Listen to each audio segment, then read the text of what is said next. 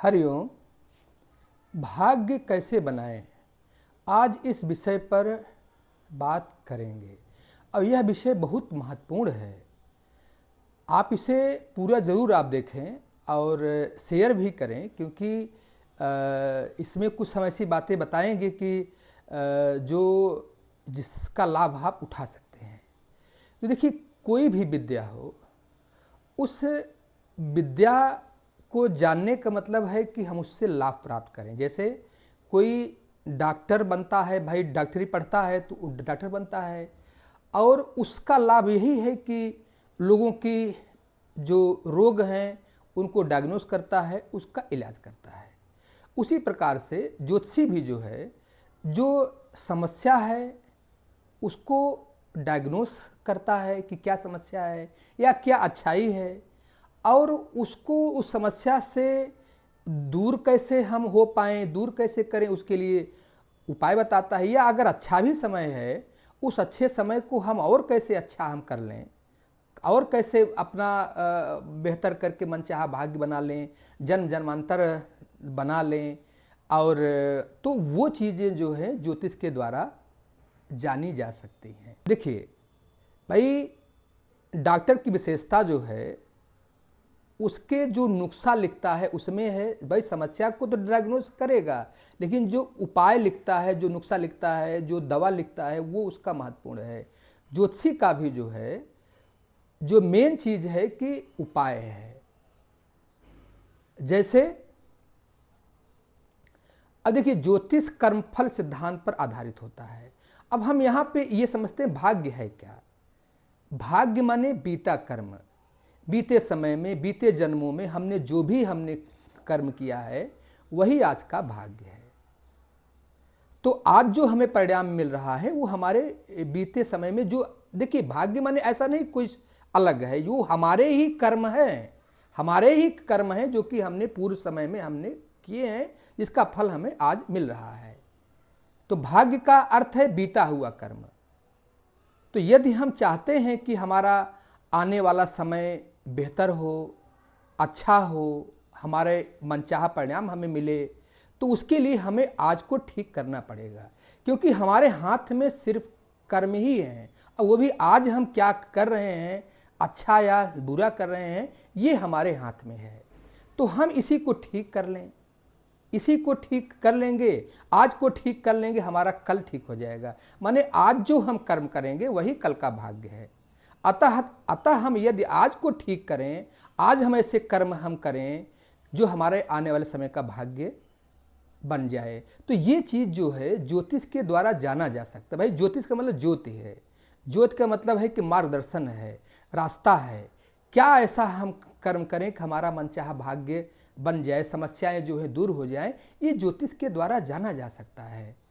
अब देखिए, अब इसमें मतलब ये है कि भाई जैसे वेदों में है, भाई 4 वेद हैं, 6 वेदांग है, इन्हीं 6 वेदांगों में एक ज्योतिष भी है। तो ज्योतिष को वेदों का नेत्र कहते हैं। देखिए कितनी महत्वपूर्ण बात है, नेत्र कहते हैं।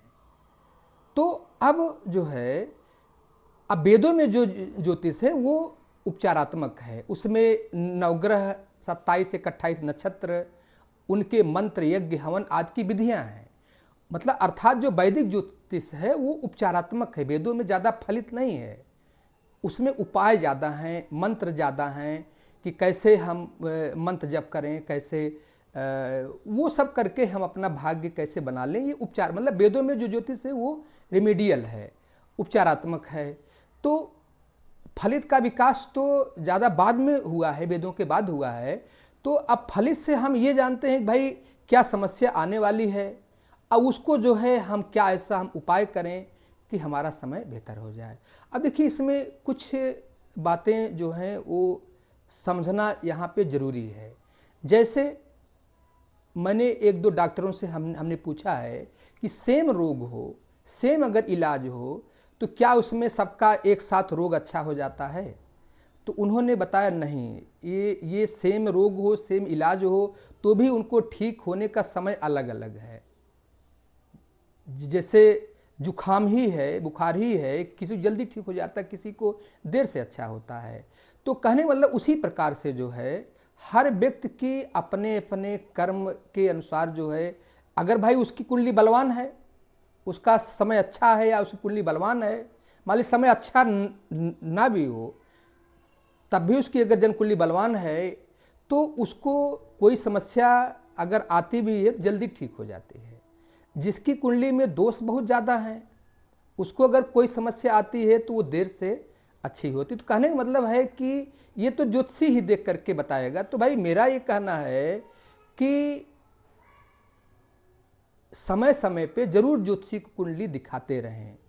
देखिए, डॉक्टर के पास आदमी तभी जाता है कि जब उसको कोई समस्या होती है, लेकिन अगर ज्योतिषी के पास आप समय समय पे आप जाते रहते हैं तो हो सकता है आपकी समस्या आए ना। अब लेकिन अब ये होता है कि भाई अब जैसे जो शास्त्रों में है कि कम से कम 6 महीना पहले उपाय होना चाहिए, कम से कम 6 महीना पहले, नहीं तो साल 2 साल पहले ही से उपाय कर देना चालू कर देना चाहिए। क्योंकि जैसे आपने तीर छोड़ दिया, अब जो तीर चल चुका है उसे बदलना तो मुश्किल है, वो आप बदल नहीं सकते हैं। उसी प्रकार से जो कर्म फल देने के लिए उद्यत हैं उन्हें नहीं बदला जा सकता है। उन्हें बहुत होगा तो किसी का आशीर्वाद ही बदल सकता है या उन्हें नहीं बदला जा सकता है। तो उसी प्रकार से जैसे भाई अब कोई आदमी जो है अस्वस्थ हो गया, हॉस्पिटलाइज्ड है, मृत्युंजय मंत्र जप हो रहा है, हो सकता है फ़ायदा भी कर सकता है, फ़ायदा नहीं भी कर सकता है, क्योंकि भाई तुरंत एक्शन नहीं हो पाता है। तो इसीलिए जो है शास्त्रों का विधान है कि उपाय जो है कम से कम 6 महीने पहले होना चाहिए, तभी जा कर के अब भाई देखिए अब उसमें भी बहुत सी बातें हैं। अब अगर समस्या ज़्यादा है, सपोज करिए समस्या अगर बहुत ज़्यादा है तो हो सकता है कि भाई उतना ना अच्छा हो, थोड़ा बहुत आपको समस्याएं आपको आएँ, लेकिन तब भी आपकी समस्या हल्की हो जाएगी। और समस्या अगर छोटी मोटी है तो अगर पहले से उपाय हो रहा है तो वो जो है जल्दी अच्छा हो जाए। इसीलिए देखिए जो जैसे डोज जो होता है, एंटीबायोटिक का जो डोज है, बच्चों के लिए अलग डोज है, वयस्क के लिए अलग डोज है, तो वृद्धों के लिए अलग है डोज है, सबके लिए समस्या के अनुसार जो है एंटीबायोटिक का डोज होता है। उसी प्रकार से समस्या अगर ज़्यादा है तो आपको जो है ज़्यादा उपाय आपको करने पड़ेंगे। तो लेकिन फिर भी हम जो भी उपाय करते हैं तो उसका जो है कुछ न कुछ परिणाम तो मिलता ही है। और छोटी मोटी समस्या है तो जल्दी वो हो सकता है आपको दिखाई ही ना दे, और अगर बड़ी भी समस्या है तो वो छोटे में परिवर्तित हो जाती है। तो भाई देखिए, prevention is better than cure. समय रहते पहले ही अपने को जो है उसी ढंग से उपाय करना, दान पुण्य करना जो है वो जो है आपके लिए बेहतर रहता है। अब देखिए, भगवान कहते हैं अर्जुन से कि मनुष्य को कर्म करने का अधिकार फलों में नहीं है। अब ये है कि भाई अब हमारे हाथ में कर्म करना है। अब फल आज मिलेगा कि कब मिलेगा, कैसे मिलेगा, किस रूप मिलेगा, ये जो है प्रभु के हाथ में होता है। लेकिन यदि हम अनवरत कर्म, शुभ कर्म करते रहते हैं, अनवरत करते रहते हैं, तो जरूर उसका परिणाम एक न एक दिन मिलता ही है। तो इसलिए जो है सत्कर्म अगर हम करेंगे तो उसका परिणाम अच्छा ही होता है। तो यहाँ पे देखिए, भाग्य को बनाने के लिए हमने जो है 5 प्रकार की विधियाँ जो हैं, मेरा एक रिसर्च है कि इन अगर 5 विधियों को लोग जो है फॉलो अगर करें तो उनका जो है मनचाहा भाग्य गढ़ सकते हैं।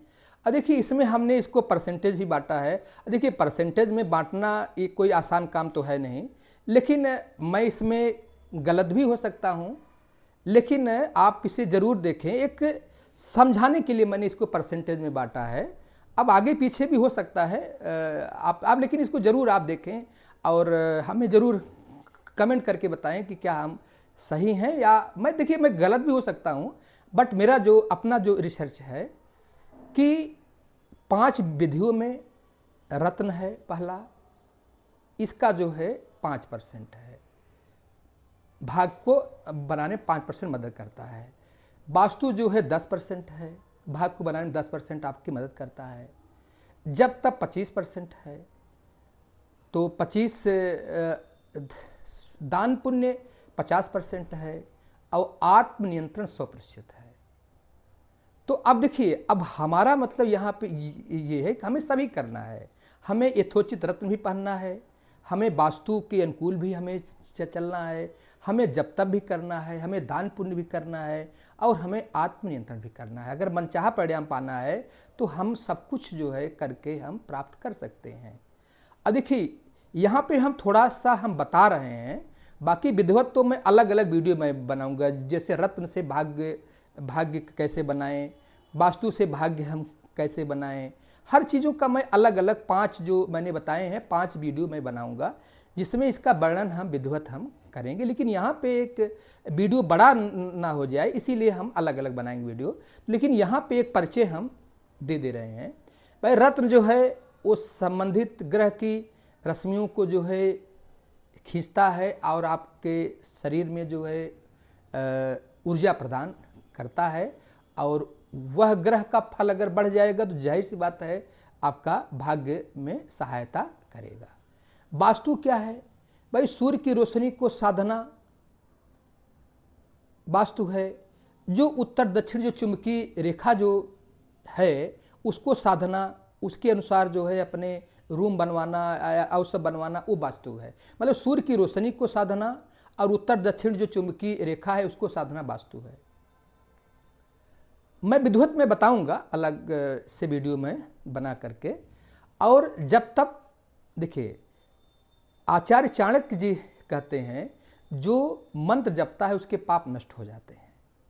तो भाई जो पूर्व जन्म के जो है पापों के परिणाम स्वरूप जो है रोग, शोक, दुख और अवरोध आता है।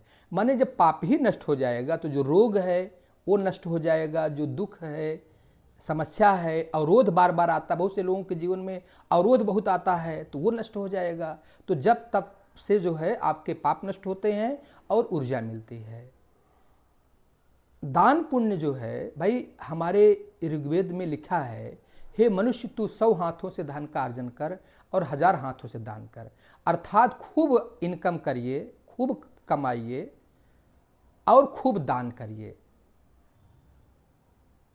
तो दान करने से क्या लाभ होता है कि हमारा जो है भाग्य बढ़ता है, हमारी पात्रता बढ़ती है, हमारा लेवल बढ़ता है। जैसे हर व्यक्ति का एक भाग्य है, एक लेवल है, एक पात्रता है, वहाँ तक तो उसको मेहनत करके फल मिल जाता है। लेकिन बहुत बार जो है मेहनत करने के बावजूद भी उस लेवल को हम पार नहीं कर पाते हैं। तो वहाँ पे अगर हम दान करते हैं तो हमारा लेवल बढ़ जाएगा, मतलब और भाग्य बढ़ जाएगा, और ज़्यादा हमारी उन्नति हो जाएगी। इसका मैं वीडियो बनाऊंगा। तो वो चीज़ें दान पुण्य करने से जो है आपका लेवल बढ़ता, आपकी पात्रता बढ़ती है। और आत्मनियंत्रण भाई ये सबसे महत्वपूर्ण विषय है। ऋग्वेद में लिखा हुआ है कि सफलता के पीछे का मुख्य कारण आत्मनियंत्रण है। तो भाई जितना हम अपने मन पे कंट्रोल करेंगे, इंद्रियों पे कंट्रोल करेंगे, अपने कर्तव्यों का पालन करेंगे। भाई सबसे बड़ी बात है कि जो व्यक्ति अपने कर्तव्यों का पालन करता है, भाई माँ बाप की करता है सेवा, पत्नी बच्चों का ध्यान रखता है, देश समाज का ध्यान रखता है, अपने जो भी उसके विहित हैं कर्तव्य, अगर हम अपने कर्तव्यों को पालन करें तो ये 100% है। जैसे भगवान राम ने जो है अपने कर्तव्यों का पालन किया और उनको मर्यादा पुरुषोत्तम राम कहा गया है। तो सबसे बड़ी तपस्या तो यही है कि हम अपने कर्तव्यों का पालन करें। तो ये चीज़ें आपका आत्मनियंत्रण में आती हैं। तो इस पर हम बढ़िया से वीडियो हम बनाएंगे, आप लोग जरूर इसको जो है देखिएगा। और एक महत्वपूर्ण बात हम बताना हम ये चाह रहे हैं कि 20 अप्रैल 2025 से हम ज्योतिष सिखाने का बैच चालू कर रहे हैं, जिसमें वैदिक ज्योतिष है, बेसिक भी है, मतलब बेसिक से लेकर के एडवांस वैदिक ज्योतिष में जो कुछ भी है वो हम आपको बताएंगे। और आपके जितने क्वेश्चन भी होंगे वो भी हम बताएंगे।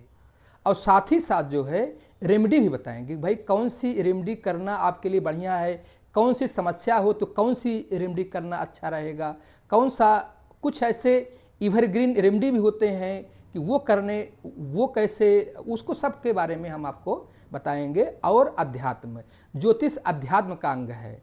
बहुत से ज्योतिष के जो प्रश्न हैं वो अध्यात्म मिलते हैं, वो जो है उसको भी मैं बताऊंगा। हर एक चीज़ों के बारे में मैं आपको बताऊंगा। और इसमें ये भी बात है भाई, ये शनिवार और रविवार 2 दिन चलेगा। शनिवार और रविवार की जो है शाम को 2 दिन चलेगा हफ्ते में। और इसमें लगभग ये साल भर का कोर्स रहेगा। ये तो बताऊंगा ही, और प्रश्नों का उत्तर भी मैं आपको दूंगा। तो इसे आप ज़रूर जो है, आप अगर आपको रुचि है तो मुझसे आप कांटेक्ट कर सकते हैं। आपने जो है अपने वीडियो देखा, आपका बहुत बहुत आभार, धन्यवाद, नमस्कार।